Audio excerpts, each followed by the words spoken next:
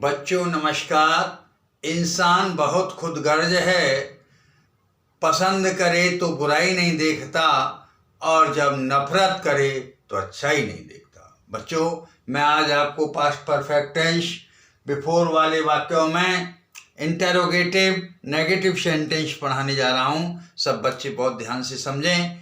इनमें बाद वाला वाक्य जैसा मैंने बताया है पास्ट परफेक्ट टेंस में बनेगा, फिर बीच में बिफोर लगेगा, पहले वाला वाक्य पास्ट इंडेफिनिट टेंस में बनेगा।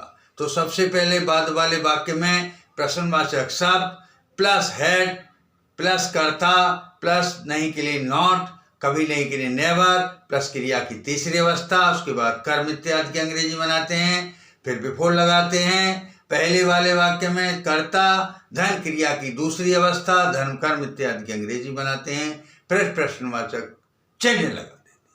बात समझ में आई? क्लियर कंसेप्ट हो गया। इसे छोटे छोटे बच्चे जूनियर और प्राइमरी क्लास के भी बहुत आसानी से अच्छी तरह समझ रहे हैं। देखिए फॉर्मूला बाद वाला वाक्य interrogative word plus had plus subject plus not oblique never plus V third plus object plus extra plus पहले वाला वाक्य subject plus V second plus object plus extra plus question mark. ये मैंने आपको एक बार और विस्तृत रूप से समझा दिया गया। अब आप एग्जाम्पल देख लो, इन्हीं के आधार पर अपने घर ट्रांसलेशन बनाओ और अपनी प्रैक्टिस करो और अपनी इंग्लिश स्ट्रांग करो। ठीक है, देखिए मेरे जाने से पहले तुमने पाठ क्यों नहीं याद किया था? Why had you not learned your lesson? तुम before I went. Why had you not learned your lesson before I went? Meera के इस नदी में नहाने से पहले तुमने अपने कपड़े क्यों नहीं पहने थे? Why had you never worn your clothes before Meera bathed in this river? Why had you never worn your clothes before Meera bathed in this river? समझ में? और धीमे धीमे पढ़ा रहा हूँ, समझ में आनी चाहिए।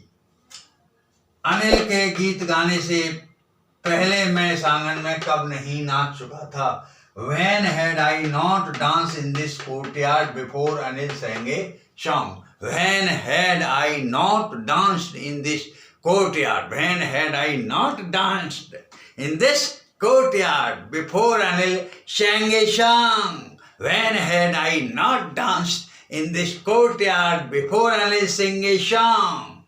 ठीक है बच्चों, अध्यापक के पाठ पढ़ाने से पहले विद्यार्थी मैदान से वापस क्यों नहीं आई थी? Why had the student not returned from the field before the teacher taught the lesson? Not returned from the field. From the field. Why had the student not returned from the field before the teacher taught the lesson? Why had the student not returned from the field? From the field before the teacher taught the lesson. दोबारा समझ लीजिए, ये from the field रह गया था, इसे मैंने इधर ऊपर लिख दिया है। Why had the student not returned from the field before the teacher taught the lesson? Why had the student not returned from the field before the teacher taught the lesson? अगला, संजय के पत्र लिखने से पूर्व मैं अपने कमरे में क्यों नहीं चिल्लाया था? Why had I not cried? अपने कमरे में in my room.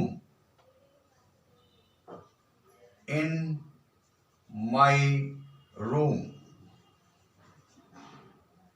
Why had I not cried in my room before Sanjay wrote a letter? Why had I not cried in my room before Sanjay wrote a letter? Why had I not cried in my room before Sanjay wrote a letter? बच्चों, in translation को आप अच्छी तरह से बना लो, समझ लो और तैयार कर लो और ये इनकी प्रैक्टिस अपने घर पर कर लो।